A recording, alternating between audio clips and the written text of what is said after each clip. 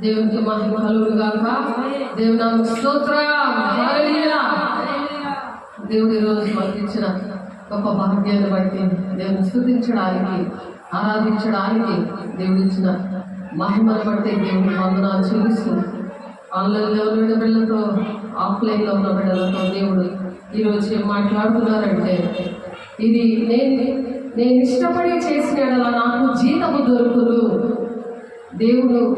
దేవుడికి మనకు ఇష్టంగా మనం దేవుని ప్రజల పట్ల బాధ్యత వహిస్తే దానికి జీతం ఇస్తాడంట. అదేంటంటే పరలోక రాజ్యం. కాబట్టి ఇష్టంగా కాకుండా కష్టంగా చేస్తూ ఏదో గుడ్డోడు త్రోవలో వెళ్ళిపోతున్నట్టు గుడ్డోడులాగా చేస్తే, జ్ఞానం లేకుండా దేవుని ఇష్ట ప్రకారము దేవుడు ఇచ్చిన బాధ్యతలు చేయకపోతే అది జీతము దక్కదు.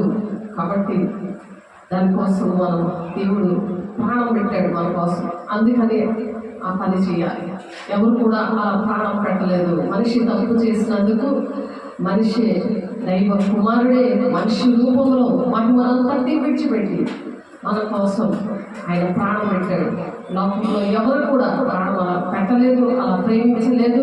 ఎవరి సమాధి కూడా అలాగా ఖాళీగా లేదు. చనిపోయి ఆయన మళ్ళీ మన కోసము తండ్రి చిత్తాన్ని నెరవేరుస్తూ తండ్రి కుడిపార్శ్వమే ఆయన మరి ఆ తండ్రి కుడిపార్శ్వం కూర్చొని మన కోసం విజ్ఞాపన చేస్తున్నాడు.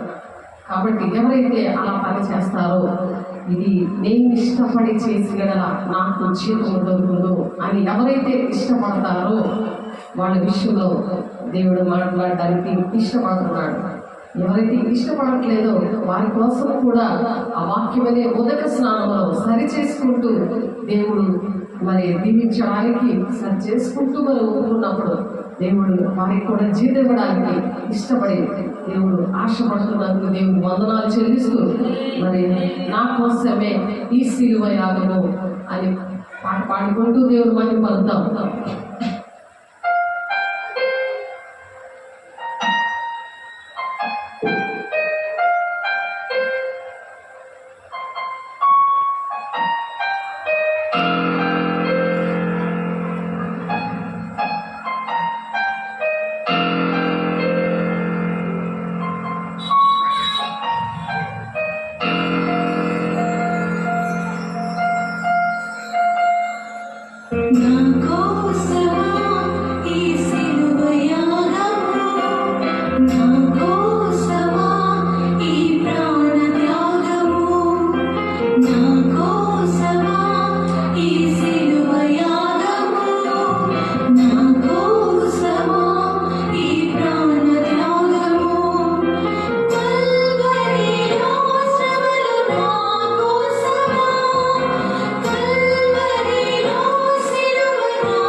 Cause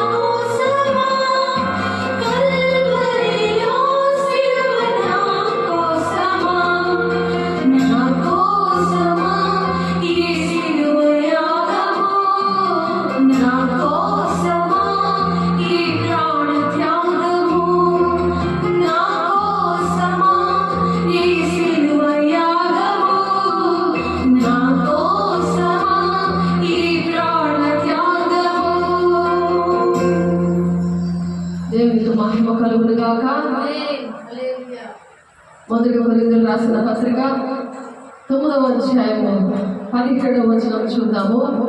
దేవుడు మన కోసము తన శిలువ యాగము చేసి మన చేతులతో చేసిన పాపముకి దేశమంతటి కూడా ప్రపంచం అంతటి కోసము కూడా మతము కులము భేదము లేకుండా మరి దేవుడు మనము నడిచిన వంకర త్రావలకి ఆ చేతుల్లో మరి కాళ్ళలో మేకులు వేసుకున్నారు. ఆ వార్తను ప్రకటించకపోతే శ్రమ అంటున్నారు. పరిశుద్ధాత్మ పొందుకుంటేనే అది ఆ వార్తను ప్రకటిస్తారు, లేకపోతే దేవుని రాజ్యానికి వెళ్ళలేదు.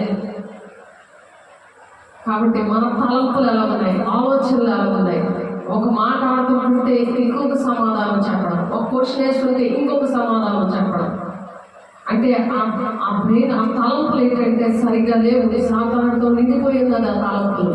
కాబట్టి అలాంటి తలంపులు తలంచే వారి కోసము దేవుడు మన అందరి కోసము కూడా ఆయన ముళ్ళ కిరీటం ఆయన పెట్టుకున్నాడు. అది తెలియక అది బొమ్మేమో అనుకుంటున్నారు, అది నిజంగా ఆయన మన కోసం ప్రాణం పెట్టాడు. అది నిజంగా తలంచుకుంటే అటువంటి తలంపుతో నడవడం, ధనాపేక్షతో ఏదో చేసేస్తున్నాం కదా అని ఆ ధనం కూడా దేవుడు కోటీశ్వర్లు చేస్తున్నప్పుడు, ఒక్కొక్కరిని దేవుడు ఆశీర్వదిస్తున్నప్పుడు ప్రతి రూపాయి కోసం కూడా దేవుడు లెక్క అడుగుతాడు అన్నమాట. అందుకని దేవుడు ఈరోజు మాట్లాడుతున్నారు.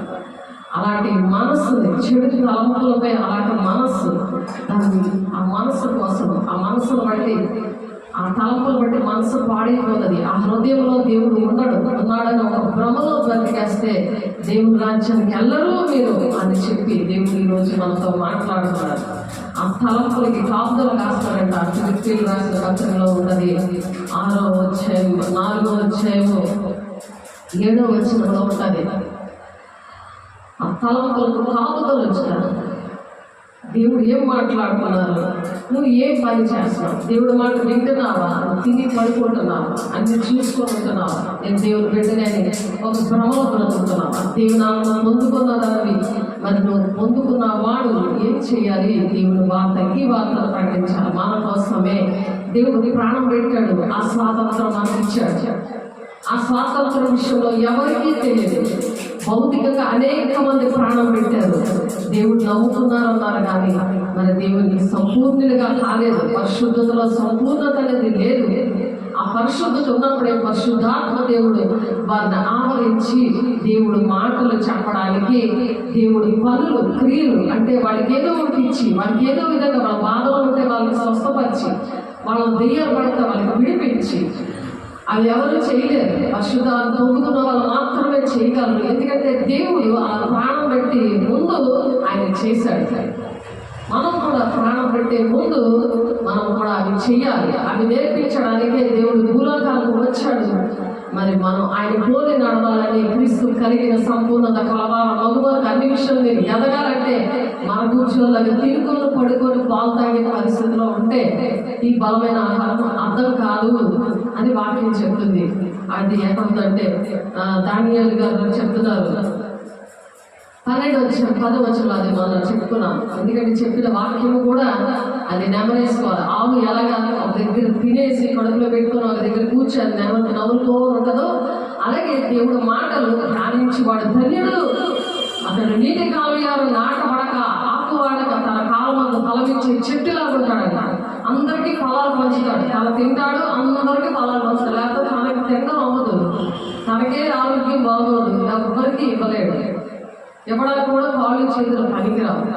అలాగా దేవుని వాక్యం అనే ఆహారం తింటూ ఉంటే, అది నెమరేసుకుంటే, అంటే ధ్యానిస్తూ ఉంటే, అది ఇతరులకు పంచడానికి, ఆ దేవుని ఆత్మ మనం పొందుకున్న వాళ్ళకి దేవుని ఆత్మ వాక్యం ఎవరిలో నింపబడుతుందో అలా దేవుని ఆత్మ ఉంటుంది. పరిశుద్ధాత్మ దేవుడు పని చేస్తాడు. వాళ్ళే నా కుమారులు, నా కుమార్తెలని 8వ వచనంలో ఉంది. నా కుమారుడే, నా కుమార్తెలే, నేను దేవుని కుమార్తెలు అనుకుంటే వేస్టే. అదొక భ్రమలో బ్రతికేస్తున్నాను అంతే. అలా బ్రతకాలనుంటే, అలాగే మీరు అలా బ్రతకాలని ఉండకూడదనే దేవుడు ఆశపడి మాటలు మరలా చెప్తున్నారు ఈ మాటలు. ఎందుకంటే ఈ మాటలకు అర్థం కాదు, గుర్తుండవు. కాబట్టి దానియేలు గారు చెప్తున్నారు 10వ వచనంలో ముందు మెసేజ్ లో చెప్పబడిన మాట ఇది. అనేకులు తమ్మును శుద్ధిపరచుకొని ప్రకాశం ఉంటారు. నొప్పి సరిపోతుంది నీళ్ళు పడుకొని ఉంటారు. ప్రకాశం ఉండదు ఆ మొహంలో, ఆ మాటలో ఉంటుంది. వాళ్ళకే మరి జకర్యా గ్రంథంలో ఉంటుంది. అటువంటి వారికే దేవుడంట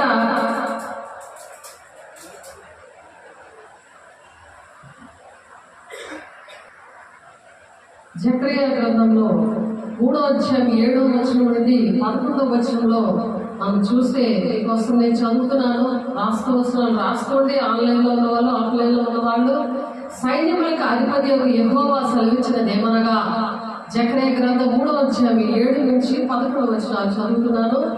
సైన్యములకు అధిపతి యెహోవా సెలవిచ్చినదేమనగా, మార్గంలో నడుచుచు నేను నీకు అప్పగించిన దాన్ని భద్రంగా గైకొనుడి ఎడల. దేవుడు ప్రతి ఒక్కరికి కూడా ఒక బాధ్యత అప్పచెప్తాడు. అది భద్రంగా దేవుడు కాపాడుకోండి అని అంటున్నారు. ఎందుకంటే దుష్టుడు గర్జించి సింహంలాగా ఎవరిని మింగుదునా అని దేవుడు పిల్లల వైపే చూస్తున్నాడు. కాబట్టి భద్రముగా గైకొనుడి ఎడల నీవు నా మందిరం మీద అధికారివై నా ఆవరణను కాపాడువాడు. ఎంత భాగ్యం అది! దేవుడు మరి యేసుపాదం గారిని అందుకాంతి దేవుడు నిర్ణయించాడు, భాగ్యం ఇచ్చాడు. అది ముందు పౌలు గారికి ఇచ్చారు, కానీ ఆయనతో కూడా దేవుడు చెప్పారు. రాయలసీమలో ఉన్న ఆయనతోటి నువ్వు 11వ సంవత్సరంలోనే దేవుడు మాట్లాడాలని ఆశతో ఉన్నప్పుడు నాలుగు కోసేసుకుందాం అనుకున్నాడు, మాట్లాడట్లేదని. చెవులు, ముక్కు ఇది కోసేసుకుందాం అనుకున్నాడు, ఆయన స్వరం వినట్లేదని 11వ సంవత్సరం. కానీ ఆయన విధేయత చూపించక 68 సంవత్సరాలు ఈ వరకు కూడా దేవుడు మాట్లాడలేదు. అన్ని దగ్గర తిరిగాడు పాపం. కానీ దేవుడు నా బిడ్డ విజయనగరంలో జనగుడిలో ఉన్నదని చెప్పి అక్కడికి తీసుకుని వెళ్ళి దేవుడు మాట్లాడించినాక కూడా ఎక్కువ విసిగించుకు, ఆమెను ఎక్కువ విసిగించుకు, నా బిడ్డను ఎక్కువ విసిగించుకు, లేకపోతే అక్కడ కూడా ఉండవు అని చెప్పారు. కాబట్టి ఆయన ఇప్పుడు కలకటాలో ఉన్నాడు. కుర్రోళ్ళలాగా ఆయన తయారైన మనిషి మళ్ళీ మొదటి స్థితి ఏంటంటే అన్ని అనారోగ్యాలు, కూర్చోడు నిలబడే పరిస్థితిలో. మరి దీనికి వెళ్ళాలని అన్ని మాత్రలే, లాలాజలం కూడా లేదు. నాలుగులో వేలు పెట్టి మరి ఇలా చూపించాడు. గుండె ఇలా కట్ చేసేసారు, కింద కాల్ దగ్గర మాంసం వేశారు, గుండె ఆపరేషన్. కూర్చోలేడు, నిలబడలేదు. అలాంటి ఆయన పరిచర్య చేశాడు. కానీ మరి పరిచర్య చేసిన ఆమె ఏకీపించలేదు, తన మీద ఒక్కడి మీద వదిలేసింది. కానీ ఇద్దరు ప్రార్థన చేసిన, ఇద్దరు పరిచర్య చేసిన ఒక ఏకమాసంలో అక్కడ దేవుడు ఉంటాడని చెప్పాడు. అది లేనందువల్ల మరి ఆ బిడ్డ విషయంలో అంత అన్యాయం జరిగింది. ఎందుకంటే భద్రంగా కాపాడుకోలేకపోయాడు, భద్రంగా దేవుడి పని మరి చేయలేకపోయాడు. కాబట్టి ఇక్కడ సైన్యములకు అధిపతి యెహోవా సెలవిస్తున్నాడంట, మార్గములో నడుచుచు నేను నీకు అప్పగించిన దానిని భద్రంగా గైకొనుడి ఎడల. దేవుని మార్గం, అదే మార్గము లోకము దేవుడు కాదు. ఇల్లు నీ రాజ్యము కట్టుకోవడం, నా రాజ్యం నేను కట్టుకుంటాను, తర్వాత దేవుని రాజ్యం విషయంలో ఆలోచిస్తున్నది కాదు. దేవుని రాజ్యం మొదట, నీటిని రాజ్యం మీరు మొదట బతకండి, మీ పరలోకం తెలుసు. నీకు ఏది కావాలంటాడు, నీకు ఏది కావాలి అది ఊహించలేని వాటికంటే అత్యధికంగా దీవించే దేవుడు మనం కలిగి ఉన్నాం. దేవునానికి స్తోత్రం. కాబట్టి ఆయన సెలవిస్తున్నాడంటే ఏంటంటే, నీకు నేను అప్పగించిన దాన్ని భద్రంగా నువ్వు గైకొని ఎడల మరి నీవు నా మందిరం మీద అధికారమే ఉంటాడు. మందిరం మీద అధికారి అంటే, మందిరం అధికారి అంటే ఏగ కూడా వాళ్ళేవాడనమాట. నీ ఆస్తి మీద ఏగ వాళ్ళకుండా చూసుకుంటున్నావు, నీ పిల్లల మీద ఏగ వాళ్ళకుండా చూసుకుంటున్నావు. నీకు పెద్ద బిల్డింగ్ కావాలి, లక్షల కోట్ల విలువ చేసే బిల్డింగ్లు, కార్లు కావాలి. కానీ దేవుడు ఆలయం విషయంలో నీకు బాధ్యత లేదా అని అడుగుతున్నాడు దేవుడు. దేవుడు ఆశీర్వదించాడు, కానీ ఎలా ఉన్నావు అని దేవుడు అడుగుతున్నాడు. ఎలా నువ్వు భద్రంగా దేవుడు అప్పగించిన పని నువ్వు భద్రంగా గైకొంటున్నావా లేదా? దేవుడు నాకు ఈ పని అప్పు చెప్పించాడని నువ్వు సంకల్ప గుర్తులో అందరికీ చెబుతున్నావా? లేకపోతే పేపర్లో ఇచ్చిందో, సెల్ ఫోన్లో సెల్ఫీ తీసుకుందాము, లేకపోతే అవి ఫోటోలు తీసుకొని అందరికీ చూపిద్దాం అలా అనుకుంటున్నావా? ఒకరు చేసింది రెండో, ఈ కుడి చేసేది ఎడమ చేసి తెలియకూడదని చెప్తున్నాడు దేవుడు. అలా చేశాడు, చేసి చూపించడానికి 3.5 సంవత్సరాలు భూలోకాలకు వచ్చి దేవుడు అలా మనల్ని ఆశీర్వదించాడు. ఇలా దేవుడు ప్రాణం పెట్టాడు. ఎవ్వరు ప్రాణం పెట్టలేదు, ఎవరు సమాధి కూడా ఖాళీగా లేదు, ఎవరు అలాగ ప్రాణ స్నేహితుడిగా అలాగ ప్రేమించలేదు. అనుక్షణము నిన్ను మోసం చేస్తారు, నీ గుండెని ముక్కలు చేస్తారు, కానీ నీ మనసుని గాయపరిచి ఏడిపిస్తారు జీవితాంతా. కానీ దేవుడు, మన దేవుడు ఎంత శక్తిమంతుడంటే ఎవరు విడిచినా నిన్ను దేవుడు విడిచిపెట్టాడు. ఆయన దగ్గరకు వచ్చిన వారిని త్రోసిపుచ్చే దేవుడు కాదు అని చెప్తున్నాడు. అందుకనే ఆయన చెప్పిన మాట విషయంలో భద్రంగా గైకొన్న ఎడల నీవు నా మందిరంగా, నా మందిరం మీద అధికారమే, నా ఆవరణములు అంటే అనేకమైన సంఘాలు ఇచ్చాడు దేవుడు. ఆ ఆవరణముల గురించి కాపాడడం అంటే ఎడతెగక ప్రార్థన చేయడము అంటే ప్రార్థన, సహవాసము, రొట్టె విచ్చుడని ఎడతెగక ఉండి అలా కాపాడాలి. ఎక్కడైతే సేవ జరుగుతుందో, ఈ గ్లోరీ గాస్పెల్ చర్చ్ ఆర్గనైజేషన్ ఎక్కడైతే సేవ జరుగుతుందో, ఇప్పుడు మధురవాడ వెళ్ళాలి, టైం అయిపోయింది. కానీ ప్రార్థన లేక, పరిచారకులు నిర్లక్ష్యం పెట్టినందువలన, భద్రంగా కాపాడుకోవడం లేకపోవడం వల్ల మరి ముందు రూతుని అప్పచెప్పారు, తర్వాత వినితను అప్పచెప్పారు, తర్వాత పౌలుని అప్పచెప్పారు, తర్వాత అరుణకాంతిని యేసుపాదమును దేవుడు ఇచ్చారు. కానీ దేవుడు పని ఆగలేదు. దేవుడు పెట్టారు, నువ్వు కాపాడకపోతే దేవుడు ఇంకొకరిని వాడుకుంటాడు. మరి ఉద్యోగాల్లో ఒకరు ఉద్యోగం చేయకుండా వాళ్ళు తిరుగుబాటు చేసి వాళ్ళు తీసేస్తే మరి ఇంకొకరు అపాయింట్ చేస్తారా లేదా? మరి దేవుడి పనిలో ఇంకొకరు దేవుడు అపాయింట్ చేయడానికి ఇష్టపడుతున్నాడు దేవుని బిడ్డ. కాబట్టి అధికారివై, దేనికి అధికారం? నీవు నా మందిరం మీద, దేవుని మందిరంలో అధికారిగా ఉంటావు. ఆ అధికారం ఏం చేస్తాడు? రాజుల కోసం ప్రార్థన చేస్తాడు, దేశం కోసం, ప్రపంచం కోసం, మతం భేదం లేకుండా ప్రతి ఒక్క బిడ్డ కోసం ప్రార్థన చేసే అభిషేకంతో కలిగిన బిడ్డ ఏం చేస్తాడంటే మందిరం మీద దేవుడు అధికారం ఇస్తాడట. మందిరం మీద అధికారమే నా ఆవరణలను కాపాడేవాడు ఒకడు. మరి ఇక్కడ నిలబడి వారికి కలిగినట్లు నా సన్నిధిని నిలిచి భాగ్యం నీకు ఇస్తాను. ఇక్కడ నిలబడాలంటే పౌలు గారు ఇక్కడ పరిచర్య అంతా చేశాడు. ఉదయం 7 గంటల నుంచి 10 గంటల వరకు పరిచర్య చేశాడు. నాకు తెలియదు, కానీ ఎందుకంటే మీరు బైబిల్ చదువుకోండి, మీరు దేవుని ఆజ్ఞలు పాటించమన్నారు, బైబిల్ చదవమన్నారు, పరిచయం మీరు ఇవేమి చేయకండి అన్నారు. దేవుడు ఏం చెప్పారో అదే చేయండి. తాళాలు తీసుకో, నువ్వు బైబిల్ చదువుకో, దేవుని ఆజ్ఞలు పాటించడం నువ్వు తెలియదు, నువ్వు వాక్యం ధ్యానం చేయి, దేవుని ఆజ్ఞలు పాటించాలి అని దేవుడు తనకు చెప్తే, ఈ కర్టన్స్ అనే వదలడం, ఇవన్నీ కూడా బల్లారాధనకి సంబంధించినవి. మరి ఇక్కడ బూజు పట్టిందని ఇక్కడికి ఎక్కి ఇక్కడ చేసినప్పుడు ఇక్కడ నుండి అక్కడికి బలిపీఠం దగ్గరికి ఆ కోణం తగిలేసింది, బల్ల కోణం ఇక్కడ వెనకన పడిపోయాడు. అంటే బలిపీఠం దగ్గర సేవ చేయాలంటే అర్హత ఉండాలి. అక్కడ ఆరాధన చర్చ దగ్గర కూడా మరి అగ్ని తాడులాగా కనిపించింది ఒక ఆమెకి, ఎవరు ఇటు సైడ్ రాకూడదు అని. ఎందుకంటే మరియు ఇక్కడ నిలబడి వారికి కలిగినట్లు నా సన్నిధిని భాగ్యం నీకు ఇస్తాను అంటున్నాడు. దేవుని సన్నిధిలో నిలబడానికి భాగ్యం అది కొంతమందికే ఇస్తారు. దాని అర్హతలు మీరు తెలుసుకోవాలి, దాని అర్హతల కోసం తెలుసుకోవాలి. సేవకులు చెబుతున్నప్పుడు వినాలి. వాళ్ళలో దేవుడికి మాట్లాడతాడు. ఇర్మియా 17:16 నేను నీ కాపురిగా ఉండటం మానలేదు, నువ్వు ఘోరమైన దినాలు చూడటం నేను కోరలేదు, నీ సన్నిధిలో నా మాటలు ఉన్నాయి అని చెప్పాడు నాతో. ఈ మాటలు నాకు కాదు, ఆయనవి. నేనే ఆశ్చర్యపడిపోతాను, ఎలాగ నన్ను వాడుకుంటాను ప్రభా, ఎందుకు ఈ సన్నిధిలో నుంచి భాగ్యం ఇచ్చాడు. ఏ అధికారం ఉంటే ఎందుకు? అవి దేవుని పనికి వస్తాయి. ఆయన ప్రజల కోసం ఇలా ప్రాణం పెట్టాడు. ఆ ప్రాణం పెట్టిన దేవుడు ఎవరో తెలియదు. ఎవరు ప్రేమ కావాలని కోరుకుంటున్నారు? శాశ్వత ప్రేమ కావాలని కోరుకుంటున్నారా? మనుషుల ప్రేమ కావాలని కోరుకుంటున్నారా? ఆ మోసపుచ్చి ఆత్మ శాశ్వతమైన ప్రేమ నుండి మనుషుల ప్రేమలోకి లాగేస్తున్నప్పుడు మనం ప్రార్థన చేయాలి. అటువంటి వారికి దేవుని మాటలు ప్రకటించాలని దేవుడు ఆశపడుతున్నాడు. దేవుడు దుఃఖపడుతున్నాడు. పరిశుద్ధాత్మ దుఃఖపరచద్దు. ఈ యుగమందరూ రాబోయే యుగమందరూ మీకు పాపక్షం లేదు అంటున్నాడు ఆయన. అది దిద్దుబాటు చేసుకున్నా వేస్టే, పరిచయం చేసినా వేస్టే. కాబట్టి కాబట్టి దేవుని సన్నిధిని నిలిచే భాగ్యం ఇస్తాడట. ఆయన ఆవరణలో కాపాడడానికి కాపలా ప్రార్థన.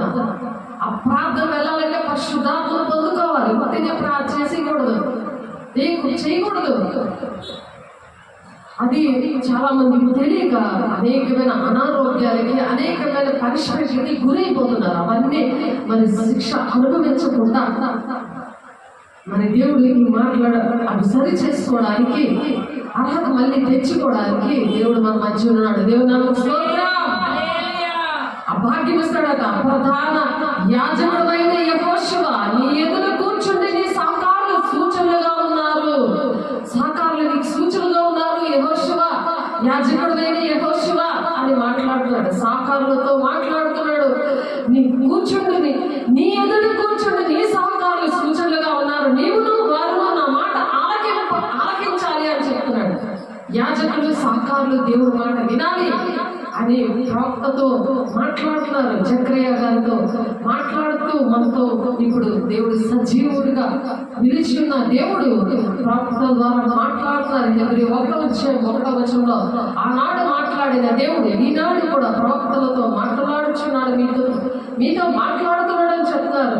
కాబట్టి నీవును వారును నా మాట ఆలకింపవలని ఏదనగా చిగురు అను నా సేవకుని నేను రప్పింపబోచున్నాను.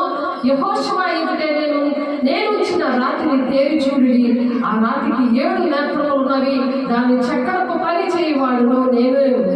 దేవుడికి 7 నేత్రాలు ఉన్నాయి. ఆ చక్రపు పని చేయవాడును నేనే. ఇదే సైన్యములకు అధిపతి యెహోవా వాక్కు. మరియు ఒక దినములోగానే నేను ఈ దేశం యొక్క దోషమును పరిహరించను. దేశానికి స్వాతంత్రం వచ్చింది, కానీ మన దేశం కోసం ప్రార్థన చేయడానికి మన పౌలు గారు తిమోతి పత్రికలో చెప్తాడు, సంపూర్ణమైన భక్తి కావాలి, అది అర్హత. మాన్యతైన భక్తి కలగాలి, అది అర్హత. అది కట్ చేసి, ఆ మాటలు కట్ చేసి పాంప్లెట్లో వేస్తున్నారు. దేశం అందరి కోసం ప్రార్థన చేయాలి, మనుషులందరి కోసం ప్రార్థన చేయాలి. ఎందుకంటే నువ్వు నేను నెమ్మదిగా సుఖంగా బ్రతకాలండి. దేశం బాగుంటేనే మనం బాగుంటాం. నెమ్మదిగా సుఖంగా బ్రతకాలి అంటే రాజుల కోసం ప్రార్థన చేయాలి. అది దేవుని దృష్టికి అనుకూలమైనది. దేవుని దృష్టికి అనుకూలంగా ఉంటే, ఆయనకి ఇష్టమైనది చేస్తే మనం ఎలా ఉంటామో నెమ్మదిగా సుఖంగా బ్రతుకుతాము. మరి దేవుడు ఈరోజు వాక్యము వాళ్ళు చెప్పారు. ఏ వాక్యం చెప్పారు? దేవునికి ఇష్టంగా సేవ చేయాలి అని దేవుడు ఈరోజు టైటిల్ ద్వారా మాట్లాడారు.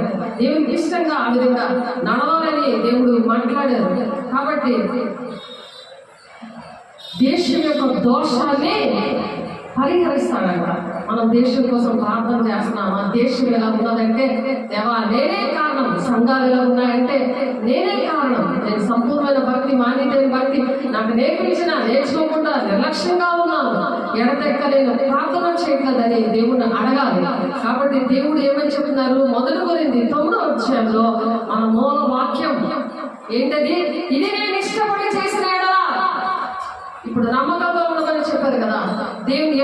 ఇప్పుడు జకర్యా గ్రంథం 3:7 మనం చదివాం కదా. చూడండి, మళ్ళా ఒకసారి చదువుతున్నాను. సైన్యములకు అధిపతి యెహోవా సెలవిచ్చినదేమనగా, మార్గములో నడుచుచు నేను నీకు అప్పగించిన దాన్ని భద్రముగా గైకొనాలి. నేను ఆత్మను కాపాడుతున్నానని మనం బ్రహ్మచాత్మలో భ్రమలో ఉండిపోకూడదు. మరి వాచ్మెన్ ఎలా ఉంటాడు?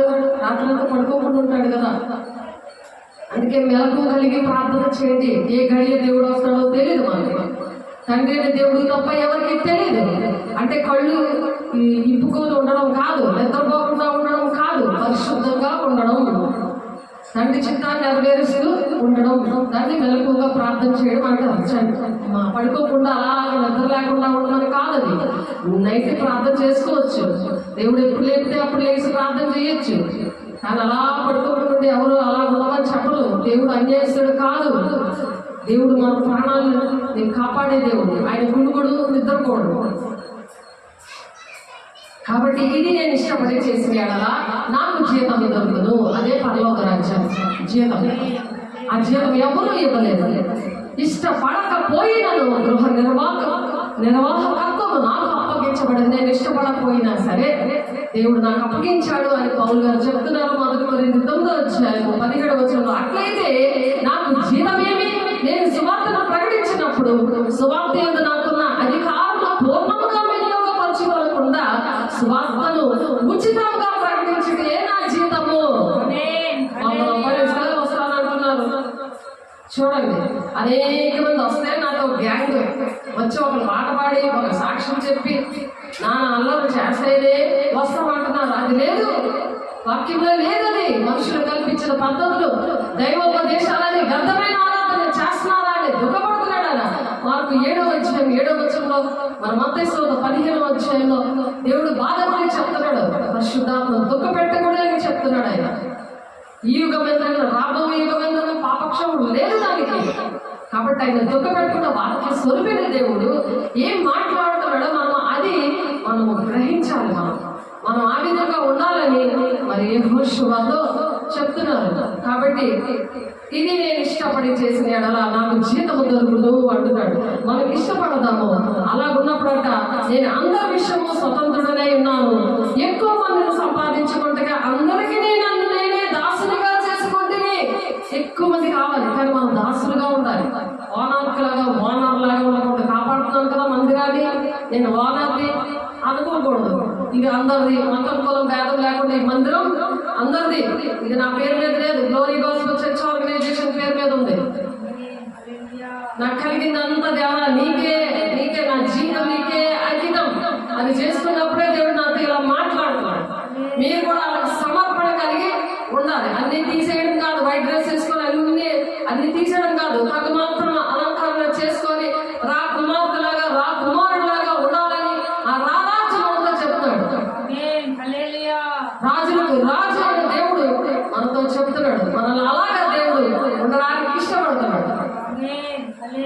కానీ మనసు మాత్రం దీన మనసులోనే నేను ఆ దీనుల హృదయంలో నేను ఉంటాను అని యెషయా 57:15 చెప్తున్నాడు. మహోన్నతమైన స్థలంలో ఉన్నప్పటికీ కూడా దీన మనసులో నేను నివసిస్తున్నాను అంటున్నాడు. ఆయన నివసిస్తున్నప్పుడే రాజ్యాంగం వస్తుంది. నేను రాకుమార్తెని, మతమేంటి నీ కులమేంటి దేవుడు కాదు పెట్టింది, మనుషులు పెట్టారు. కాబట్టి నేను నా రాజు బిడ్డని అన్నట్టుగా ఉండు. ఒకరికి ఇచ్చేవాడిగా పెట్టేవాడిగా ఉండాలి. మన దగ్గర ఒకటి ఉంటే రెండోది ఇచ్చేయాలి. మనం ఒకటి తింటుంటే మనం తినడానికి మన దగ్గర మనకి ఇష్టమైంది కూడా ఇవ్వమని ఉంది. నీకు ఇష్టమైంది ఇంకొకరికి అని చెప్పి వాక్యం చెప్తుంది.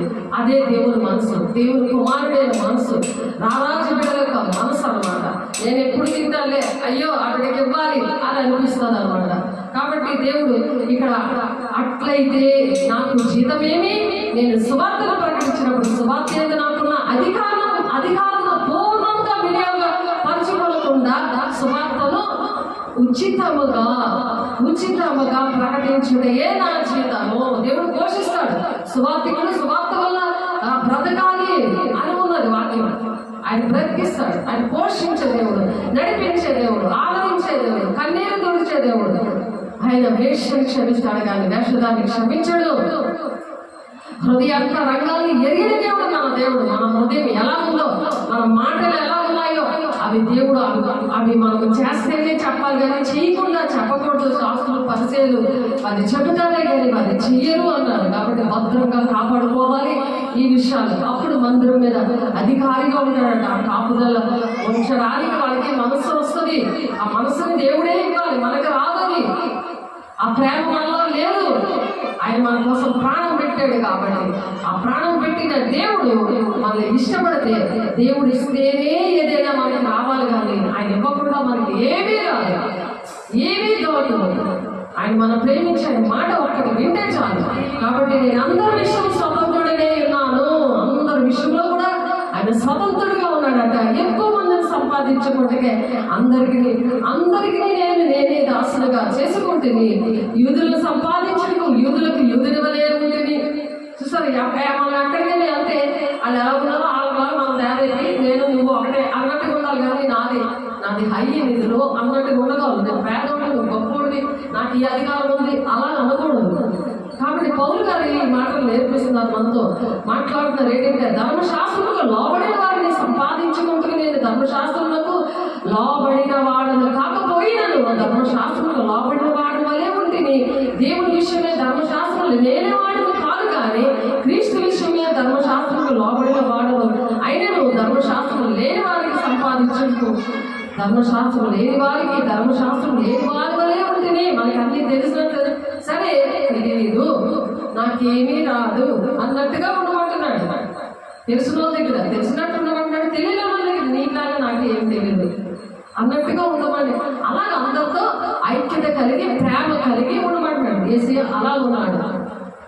ఆయన గుణాలు కావాలని దేవుడిని అడగాలి. 4:11-12 ఉంటుంది. క్రీస్తు కలిగిన సంపూర్ణత గలవారు మగు వరకు అన్ని విషయాలు మీరు ఎదగండి అని అంటున్నాడు. అలా ఎదగడానికే దేవుని సన్నిధిలో గడపాలి. దావీదు భక్తుడు అడుగుతాడు, చిరకాలము యెహోవా మందిరంలో నేను నివాసము చేసేదను, నేను ఒక వరమడిగాను అన్నాడు. ఆ వరం ఇదే, ఆయన మందిరం కావాలని. ఎంతో భాగ్యం అది. ఆ భాగ్యాన్ని భద్రంగా కాపాడుకోమంటున్నాడు. బలహీనలు సంపాదించుకుంటూ బలహీనులకు బలహీనుడైతిని, ఏ విధమ చేత నేను కొందరు రక్షపోవాలని అందరికీ అన్ని విధముల వాడనైతిని. అందరికీ కూడా అన్ని విధాలుగా ఉన్నాడట. మరియు నేను సువార్తలో వారితో పాలివాడునందుకే దాని కొరకే సమస్తమును చేయించున్నాను. పందెమందు పందెపు రంగమందు పరిగెత్తు వారందరూ పరిగెత్తుదురు కానీ ఒక్కడే బహుమానం పొందునని మీకు తెలియదా? అటువలే మీరు బహుమానం పొందినట్లుగా పరిగెత్తుడి. బహుమానాలు పొందుకోవడానికి మనము ప్రకటన 2:10 ఉంటుంది. అంతం వరకు సహించబడే రక్షణ పొందుకున్నాడు. రక్షణ బాప్తిసంలో అయిపోయింది కాదు, ఒక రోజుగా అయిపోయింది కానే కాదు, అది అంతం వరకు కూడా సహించబడే రక్షణ పొందుకుంటారు. అది ప్రకటన 2:10 ఉన్నది. మరి ఇక్కడ కూడా 1 కొరింథీ 9:24 ఇది పందెపు రంగం. బహుమానం కావాలని కోరుకోవాలి, లేకపోతే నమ్ముకొని ఉంటే అగ్నిలో లాగినట్లట మరి అలా రక్షణ పడతాం. కానీ బహుమానాలు ఉండవు. అందరికీ కోటాను కోట్ల మధ్యలో మన పేరు తెలిసి నీతి కిరీటం, మహిమ కిరీటం, అక్షయ కిరీటం, భూషణ కిరీటం ఇవి పెడతాడు. ఎంతమంది కావాలి? దేవునామం స్తోత్రం. వాటి కోసం 10 మంది ఓపికగా పరిగెట్టాలి. బహుమానం రావాలి కదా. దేవుడు ఒక్కొక్క ఆత్మ రక్షిస్తే ఆ కిరీటం మీద ఒక్కొక్క వజ్రాలు, వైడూర్యాలతో, మాణిక్యాలతో ఒక్కొక్క పొడి ఉన్నది ఉంటుంది. అది కనుక పాటలోనే దేవుడు మరి అలా సిద్ధపడిన వారిని పెళ్లి కుమార్తె సంఘంగా ఉన్న సార్వత్రిక సంఘాన్ని, సార్వత్రిక సంఘం అంటే అన్ని సంఘాలు కలిపి సార్వత్రిక సంఘము అంటారు. స్థానిక సంఘం ఇది, కానీ అన్ని సంఘాల కోసం కూడా ప్రార్థన చేసే బాధ్యత ఉంది. అది ప్రకటన రక్షించే వారి పట్లలో, నశించే వారి పట్లను ఒక సువాసనగా మనం చేశాం. 1 కొరింథీ పత్రికలో 2:17 ఉన్నది. అలాగే వారి కోసం వారికి సువార్త చెప్పాలి, నశించిపోతున్న వారికి కూడా వాక్యం చెప్పాలి, దేవుని మాటలు చెప్పాలి. అంటే అలాగా రక్షణ కాపాడుకుంటూ 10 మంది ఒప్పుకతో పరిగెత్తబడిన బంధువు రంగమందు పరిగెత్తు వారందరూ పరిగెత్తుదురు కానీ ఒక్కడే బహుమానం పొందినని మీకు తెలియదా? అందరూ పరిగెడతారు, అందరూ దేవుడు అనుకుంటారు, కానీ ఒక్కడే దేవుడు రాజ్యం వెళ్ళేది ఇరుగు మార్గం. కొద్ది మంద భయపడద్దు అంటున్నాడు ఆయన. ఎంత ముగ్గురు దగ్గర నేను ఉన్నాను అంటున్నాడు. డబ్బులు పోతే ఏడుస్తారు, కానీ దేవుడి బిడ్డలు కూడా అవి ఈ భూలోకంలో సంబంధించినంత ఏది నశించిపోయినా మనం దుఃఖపడే పర్లేదు. కానీ పరలోక రోజుల ప్రతిదీ ధనం అనేది సమకూర్చుకోవాలి. అది అక్కడ చెమ్మడకూడదు, దొంగలించదు. ప్రతిదీ మనం ఇచ్చి మన శక్తిని, మన ధనాన్ని, బంగారాన్ని అన్నింటిలో కూడా ఇచ్చి అక్కడ ధనం సమకూర్చుకోమంటున్నాడు దేవుడు. మన కన్నీరు కదలిలో దాచాను అంటున్నాడు. ప్రతి చిన్న పని చేసిన దానికి బహుమానం అనేది ఉంటుంది. అలా గుర్తించే దేవుడు. మనుషులు గుర్తించరు, నిందిస్తారు, అవమానిస్తారు. మరి ఇక్కడ నువ్వు ఫెయిల్ అయిపోయావు అనుకుంటావు, కానీ అక్కడ 100 మార్కులు పడ్డాయని ఎగిరి గొంతులేస్తావు. దేవునామ స్తోత్రం. అనేసుడు కాదైనా పరిచర్య చేసే హెబ్రీ 6:6 ఉంటుంది. అది పరిచర్య చేస్తున్నావు, దానికి మరి దేవుడు బహుమానం ఇవ్వడానికి ఆయన అన్యాస్తుడు కాదు అంటున్నాడు. ఇంత చిన్న పని చేసిన, గ్లాసులో మంచినీళ్ళు ఇచ్చిన సేవకులకి ఆయన అన్యాస్తుడు కాదు అని చెప్తున్నారు. సేవకులు ప్రేమించినప్పుడు, సేవకులు సహకరించినప్పుడు జీవగ్రంథంలో పేరు ఉంటాయి. 4:3 ఇద్దరు స్త్రీల పేర్లు పౌలు చెప్తాడు. ఆ సహకారుల పేర్లు జీవగ్రంథంలో ఉన్నాయని. క్లెమెంతులో ఆ సహకారుల పేర్లు అని ఇద్దరు సహకరిస్తే చాలు, జీవగ్రంథంలోకి వెళ్ళిపోతాయి. మరి అదే ఎన్ని కోట్ల రూపాయలు ఇచ్చినా అది దొరుకుతుందా?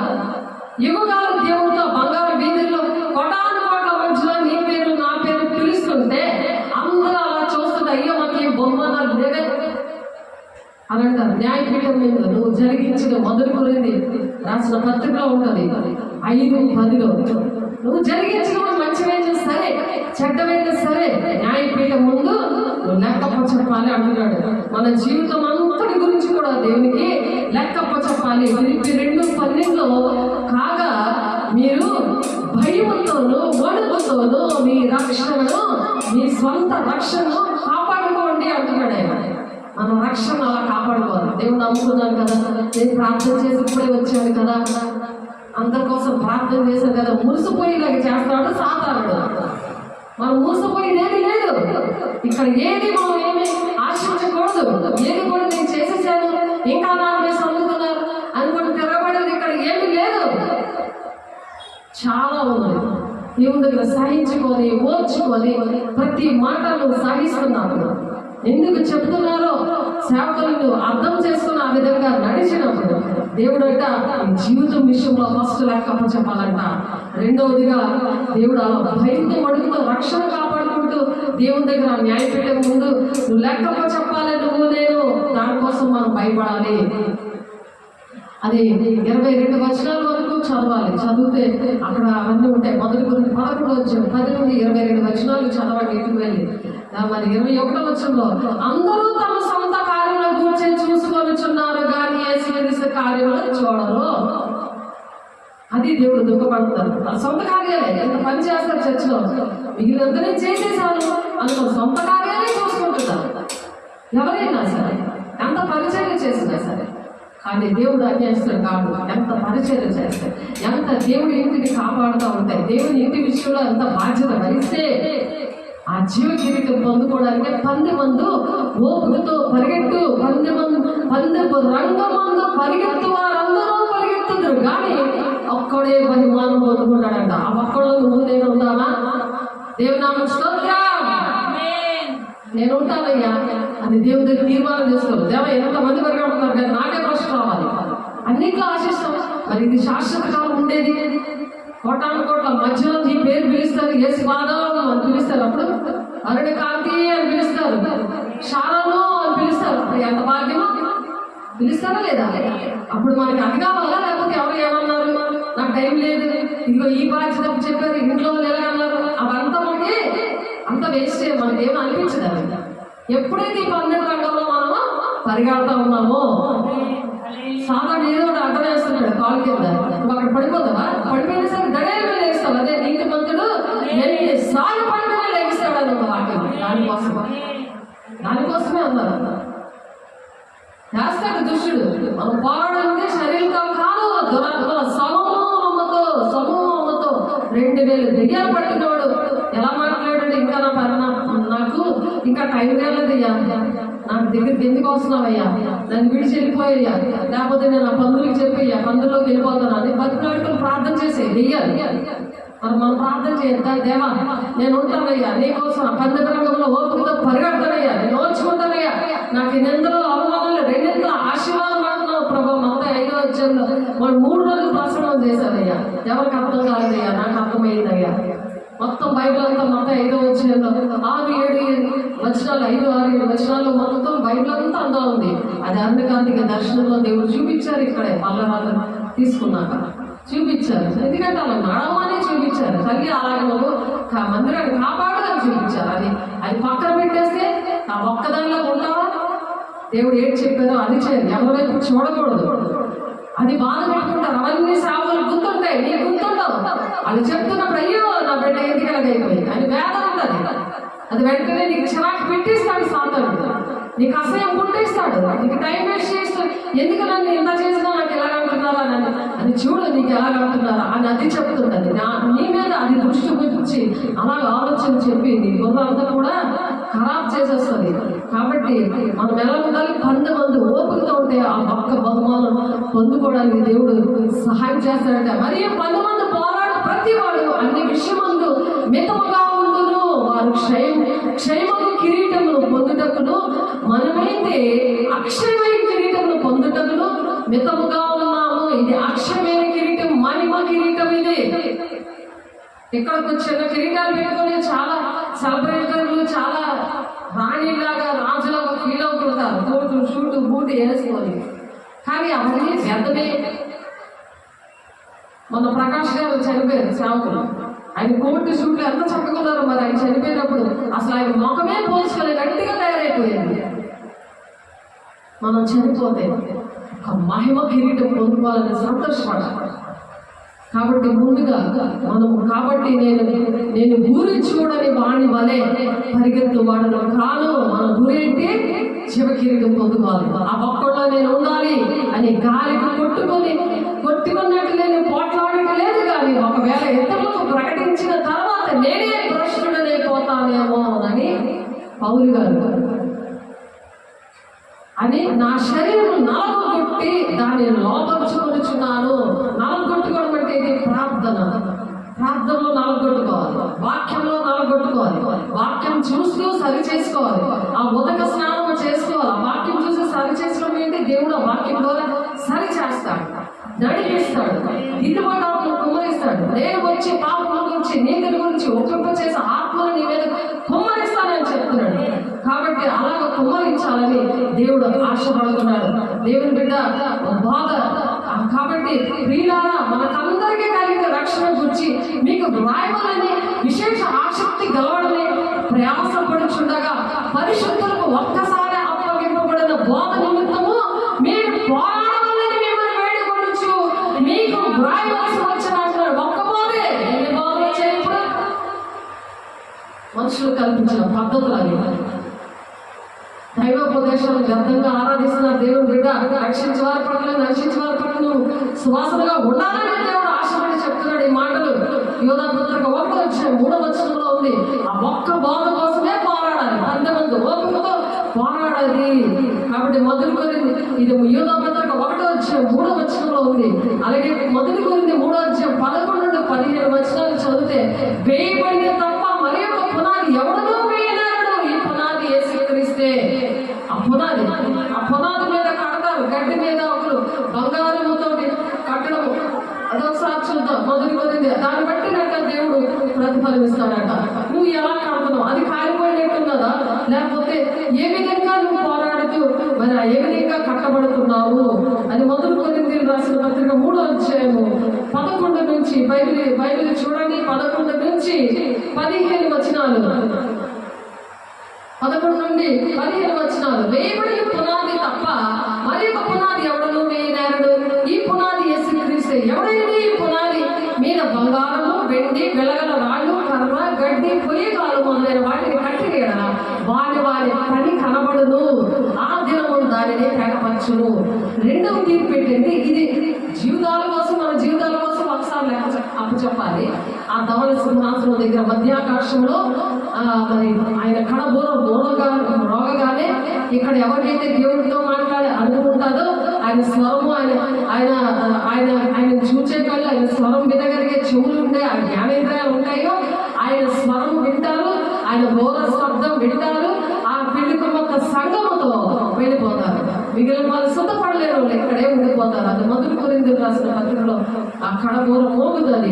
ఆ విధంగా వాళ్ళు మరి ఎత్తబడతారు అని దేవుడు అక్కడ మాట్లాడుతున్నారు. ఎక్కడుందా మాట? అనేక సార్లు చెప్పడం జరిగింది. మొదటి కొరింథీయులకు రాసిన పత్రిక 15:51 ఉంటుంది. అలాగే మొదటి దశలోనిక పత్రిక 4 కూడా ఉంటుంది ఆ విషయాలన్నీ కూడా. కాబట్టి మీరు డిస్క్రిప్షన్ లో చూడండి. అవన్నీ కూడా మరి అస్తమాటికి చెప్పుకున్న మాటలే అవన్నీ కూడా. అంటే ఇప్పుడు ఆయన వచ్చినప్పుడు ఎలాగ సిద్ధపడి ఉన్నప్పుడట కాబట్టి నేను గురి చూడని వారి వల్లే పరిగెత్తబడిన కాదు అంటున్నారు. కాబట్టి ఎవడైనా ఈ పునాది మీద బంగారము, వెండి, వెలగల రాళ్ళు, కర్ర, గడ్డి, పొయ్యికాలు మొదలైన వాటిని కట్టినేది వారి పని కనబడదు. ఆ దినమున దాన్ని బయటపరచును. అది అగ్ని చేత బయలుపరచబడను. మరియు వారి పని ఎట్టిదో దాన్ని అగ్నియే పరీక్షించును. ఆ పరీక్షలో మనం పాస్ అవ్వాలి. రెండవది అంటే ఇప్పుడు వెలుగుమంత సంఘము మరి ఎత్తబడే గుంపులో ఉన్నప్పుడు మధ్యాకాశంలో నుండి అది పరలోక రాజ్యములకు తీసుకుని వెళ్ళి ఆ న్యాయపీఠం అనే దగ్గర ఆయనకి ఈ రెండు విషయాల్లో లెక్కప్ప చెప్పాలి. 2 కొరింథీయులు 10 ఉంది కదా, మనం శరీరంతో జరిగించినవి మంచివైనా సరే చెడ్డమైనా సరే ఆయన న్యాయపీఠం ముందు మనం లెక్కప్ప చెప్పాలనేది, జీవితం కోసం లెక్కప్ప చెప్పాలి. ఇక్కడ దేవుడు పని విషయంలో ఒక్కరికి ఏ బాధ్యత అప్ప చెప్పారో ఆ విషయాల మీద దేవుడు లెక్కప్ప చెప్పాలి అని చెప్పి అలా పరీక్షిస్తారని దేవుడు ఇక్కడ 1 కొరింథీయులు 3వ మరి దేవుడు మాట్లాడుతున్నారు. ఎవడైనా నీ పునాది మీద బంగారము వెండి గలగల రాళ్ళు కర్ర గడ్డి పొయ్యికాలు మొదలైన వాటితో కట్టింది. అలా ఒకరు బంగారంతో కడతారు ఇంటిని, దేవుడి ఇంటిని. కొంతమంది వెండితో కడతారు, కొంతమంది కర్రతో కడతారు, కొంతమంది గడ్డితో కడతారు. పొయ్యికాలు మొదలైన వాటితో కట్టి కడదాం, వాళ్ళ పని కనబడదు. ఆ గడ్డితో కట్టినప్పుడు ఎటువంటి అది కాలిపోతుంది. గలగల రాళ్ళుతో కడతారు, అది నిలబడతారు. అంటే విలువైన ప్రార్థనతో పరిశుద్ధాత్మతో కూడి ఆయనతో కలుసుకొని ఆయన నడిపింపుతో కట్టినప్పుడు అది ఎలా ఉంటుంది? బంగారంతో కట్టినట్టు ఉంటుంది, విలువైన రాళ్ళతో కట్టినట్టు ఉంటుంది. అలా కడతాలని చెప్తున్నారు. ఆ పని విషయం ఆ పని ఒకరి పని కాల్చివేయబడిన ఎడల వారికి నష్టము కలుగును. ఈ రోజు గట్టిగా కట్టే వాళ్ళకు అగ్గి వస్తే కాలిపోతుంది. పక్కాకి ఇవన్నీ కాలిపోయినట్టే భారతీయకి కావచ్చు. ఇవన్నీ కాలిపోయినట్టు ఏంటది? ఎందుకు వచ్చింది? గడ్డి మీద కడతాం, గడ్డి మీద. ఇంకా దేని మీద మీరు వాక్యం చూడండి ఎలా ఉంది. మీ కట్టడం అంటే మీ భక్తి ఎలా ఉంది? సంపూర్ణమైన భక్తి, మాన్యమైన భక్తి ఉంటే, ప్రార్థన సహవాసం రొట్టె విచ్చుడి అని ఎడతెక్కుంటే అపోస్తులు 2:42-43 ఉన్నట్టుగా భయం కలుగుతుంది. మీరు అపోస్తులా వాడబడతారు. అలా వాడబడినప్పుడు అటువంటి పరిస్థితులు ఉండవు. కాబట్టి ఇక్కడ ఏం చెప్తున్నారు? ఒక పని కాల్చివేయబడిన ఎడల వారికి నష్టము కలుగును. నష్టం కలుగుతుంది కదా అగ్ని కాలిపోతే, నష్టం కలుగును. అతను తన మట్టుకు రక్షింపబడే కానీ అగ్నిలో నుండి తప్పించుకున్నట్లు రక్షించబడదు. అంటే ఒక్కరే రక్షించబడతారు. మరి మిగిలిన కుటుంబము, మరి చుట్టుపక్కల ఉన్న వాళ్ళు, సంఘము, మరి అనేకమైన సంఘాలు అప్పచెప్పాడు. దేవుడి తీర్పులు ఎవరెవరి కోసం అడుగుతాడు? సొంత సంఘం కోసం, అంటే స్థానిక సంఘం కోసము, అన్ని సంఘాల కోసము, ఇరుగు పొరుగు వారి కోసము, మన కుటుంబం కోసము అడుగుతాడు. కానీ మనం ఒక్కరినే రక్షించబడ్డాం అనుకో, అది ఎలా ఉంటుందంటే, మీరు దేవుని ఒకరి పని కాల్చివేయబడిన ఎడల వారికి నష్టం కలుగును. అందరూ తన మట్టుకు రక్షించబడదు కానీ అగ్నిలో నుండి తప్పించుకున్నట్లు రక్షించబడతారు. అలా రక్షించబడకుండా అందరినీ రక్షించి జీవకిరీటం పొందుకోవాలని, మహిమకార్యం పొందుకోవాలని, న్యాయమైన తీర్పులో మనం నిలబడాలని. తీర్పు అయితే ఉండదు. న్యాయ సింహాసనం దగ్గరికి ఎత్తబడే గుంపుకి తీర్పు అనేది ఉండదు. కానీ కిరీటము ఉండదు, బహుమానాలు ఉండవు. అది బహుమానం లేకుండా ఒక్కడో రక్షించబడి ఆ కిరీటాలు పొందుకున్న వాళ్ళే చక్కగా పేర్లు పిలిచి నా బిడ్డకి సత్కార్యాలు చేసి ఎంత శ్రమపడి ఎంత చక్కగా చేశాడు అనే ఒక మనం చేసిన కన్నీరు ప్రార్థన, ఇతరుల కోసం సంపూర్ణమైన భక్తి, మాన్యమైన భక్తితో అందరి కోసం ప్రార్థన చేయమని చెప్పారు కదా. ఆ విధంగా చేసినప్పుడు దేవుడు మహిమ కిరీటం ఇస్తారట. ఆ బహుమానాలు అక్కడ ఉంటాయి. ఎత్తబడే సంఘంలో ఉండడమే కాకుండా బహుమానాలు కూడా మనకు కావాలని దేవుడు ఆశపడి ఈ మాటలు చెప్తున్నారు. ఎవడైనా దేవుని ఆలయంలో పాడు చేసిన దేవుడు వారిని పాడు చేయదు. దేవుని ఆలయము పరిశుద్ధమైనది. మీరు దేవునికి ఆలయమై ఉన్నారని మీరు ఎరుగరా అంటున్నారు. 1 కొరింథీయులు 3:17 ఎవడను తను తాను మోసపరచుకోకూడదు. మీలో ఎవడనైనాను ఈ లోకమందు తమ జ్ఞానిని అనుకుని ఎడల జ్ఞాని అన్నట్లు వెర్రివారిలాగా ఉండాలంట. మనం జ్ఞానం, పెద్ద జ్ఞానం ఉన్నట్టు మనం మాట్లాడకూడదు. ఎవరితో ఉంటే వాళ్ళతో కలిసిపోతుంది. పౌలు గారు ఎలా కలిసిపోయారో అలాగే వాళ్ళతో కలిసిపోయి వాళ్ళ వెన్నులో అన్నాడు కాదు, ఎలాగ వింటారు ప్రభావాన్ని ఇక్కడ మోకరించాలి, అది ఎలాగ నేను చెప్పాలి ప్రభావాన్ని ఇక్కడ మోకరించాలి. అందుకు దేవుని ఆలయాన్ని కాపాడడానికి నిన్ను నియమించాడు. అలా కాపాడాలి. దేవుడు ఒక్కడే వెళ్ళిపోతాను, నేను ఒక్కడే నేను వెన్నులేక వదిలేయడానికి కాదు. ఈ లోక జ్ఞానము దేవుని దృష్టికి వెరితనమే. జ్ఞానంలో వారి వారికి యుక్తులు ఆయన పట్టుకొను, మరియు జ్ఞానుల యోచనలు వ్యర్థములని ప్రభువులకు తెలియను అని వ్రాయబడి ఉన్నది. కాబట్టి ఎవరినో మనుషుల అతిశయపడకూడదు. సమస్తమును మేమే, మనెవరు కూడా మనకి ఈ వరాలు ఉందని, దేవుడిని తెలుసుకున్నామని, దేవుడిని నమ్ముకున్నామని, మనమే దేవుని రాజ్యాన్ని అతిశయము అనేదే రాకూడదు. పౌలైనను, అపోల్లైనను, కేఫాయనను, లోకమైనను, జీవమైనను, మరణమైనను, ప్రస్తుతమంతున్న ఏదైనా రాబోయేన సమస్తమును మీరు క్రీస్తు వారు, క్రీస్తు దేవుడు వాడు. కాబట్టి మనం క్రీస్తు వారుగా ఉన్నప్పుడు దేవుడు క్రీస్తు ఎలా అయితే వచ్చి పేదలకు సువర్తమానం ప్రకటించడానికి నిన్ను అభిషేకించాలని చెప్పి దేవుడు అన్నారు. అలాగే మనల్ని కూడా అభిషేకించారు. నా దర్శనం పిలుపు అదే 50 అధ్యాయంలో ఉందని, 1, 2, 3 వచనాల్లో, మరి లోకా సువార్త 4 అధ్యాయంలో ఉంది. వేదలకు సువర్తమానం ప్రకటించడం చేసిన దేవుడు నాకు ఇచ్చిన అపాయింట్ చేసిన ఆ 7, 8 ఏరియాలు కూడా అదే అందుకే ఇచ్చారు. కాబట్టి వాళ్ళు ఇష్టపడి నువ్వు చేస్తే నీకు జీతం దొరుకుతాయి అని చెప్పారు. ఇక్కడ 1 కొరింథీ 9 అధ్యాయంలో చెప్పారు కదా ఇందాక, 17వ వచనంలో, ఇది నేను ఇష్టపడి చేసేయడా నాకు జీతము దొరుకును, ఇష్టపడకపోయినా గృహ నిర్వాహకము నాకు అప్పగింపబడను. గృహ ఇష్టం లేకపోయినా సరే దేవుడు నాకు అప్పగించాడు, నాకు అప్పచెప్పాడు. కాబట్టి నేను నమ్మకంగా పని చేయాలి. అప్పుడే నాకు దేవుని రాజ్యం, ఆయన ఇచ్చే బహుమానాలు అందుకోవాలి. నేను ఆయన రాకకి జ్ఞానేంద్రియాలు నాకు తెరవబడాలి. ఆయన స్వరం వినగలిగే చెవులు కావాలంటే అభిషేకం కావాలి. అను దినము కూడా దేవుని అంతరంగ పురుషుడు అను దినము నూతన పరచబడాలి. అంటే దేవుని రోజు కూడా అభిషేకం అనేది పొందుకోవాలి. దేవుని తాకిడి, దేవుడు నడిపిస్తున్నాడా లేదా? పేపర్లో నీ బాడీ తేలిపోతూ ఉంటుంది. ఇంట్లోని బయట నీ ఉద్యోగం అన్ని కూడా చేసుకోవడానికి దేవుడు కృపనిచ్చి నడిపించిన కాక ఆమె ప్రార్థన చేసుకుందాం. పరిశుద్ధుడా, ప్రేమ గల దేవ, అభిషక్తుడా, తండ్రి నాయన, ఇష్టపడి చేస్తే జీతం దొరుకుతుందమ్మా ప్రభా. ఇదిగో నాయన చేతులు ఎత్తిన బిడ్డలందరూ ఇష్టపడి అయ్యా పని చేస్తామని దేవుడు నాయన ఎవరికి ఏ పనాపు చెప్పావో ప్రభా అది మాకు తెలుసు అయ్యా. అయ్యా మాకు బుద్ధి వచ్చినట్లు మాట్లాడేవయ్యా. అయ్యా నీ మాట్లాడి వందనాలు నాయన. చేతులు ఎత్తిన ప్రతి ఒక్క బిడ్డని కూడా నన్ను మీరు రక్షించండి అయ్యా. నీ అభిషేకంలో నింపండి, దిద్దుబాటు కుమ్మరించండి. యోహాను 14:8 ప్రకారం, యోహాను 14:26 ప్రకారం జ్ఞాపకం చేయండి. మనం పొందుకోవడానికి సాక్ష్యాన్ని నిలబెట్టండి. నీ అభిషేకంతో నింపండి. ఆటంకపరిచిన ప్రతి దురాత్మ శక్తులారా యేసు నామములో కాలిపోవాలి. ప్రతి ఒక్క గృహంలో, సంఘంలో, దేశంలో తండ్రి బలమైన హస్తాలు అందరూ కూడా ఆయన అందుకోసం ప్రాణం పెట్టావని అయా, నీ రక్తం ఇచ్చి కొదుకున్నావని ప్రభా. అయా దానికి జీతం నాయన అయా నీ దగ్గర ఉందని మేము ఇష్టపడి చేస్తే జీతం దొరుకుతుందన్న ప్రభా. ఇష్టపడినది సరే గృహ నిర్వాహకత్వం అప్పగించబడిందని మాట్లాడేవయ్యా.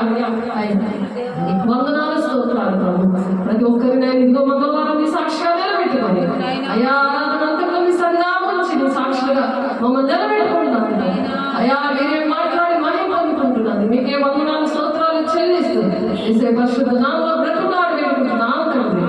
ఆమేన్. ప్రతి ఒక్క దీవెన, కుమారుని యొక్క కృప, పరిశుద్ధాత్మక నీచే సహవాసం అయా సకల పరిశుద్ధులకి మరి ఎవరైతే చేతులు ఎత్తి నీ దగ్గర ప్రమాణం చేసిన అయా దాని ఇరుకు మార్గంలో ప్రభా 10 మంది ఓపికతో పరిగెత్తుతానని అయా జీతం నీ దగ్గర ఉన్నది అని చెప్పి మాట్లాడిన మాటలకి ఏకీవించిన ప్రతి ఒక్క పేటికి సదాకాలంలో తోడేంగి నడిపించిన కాక ఆమేన్. దేవుని వందనాలు. God bless you. దేవుడు మిమ్మల్ని దీవించి ఆశీర్వదించిన కాక ఆమేన్. Praise lord.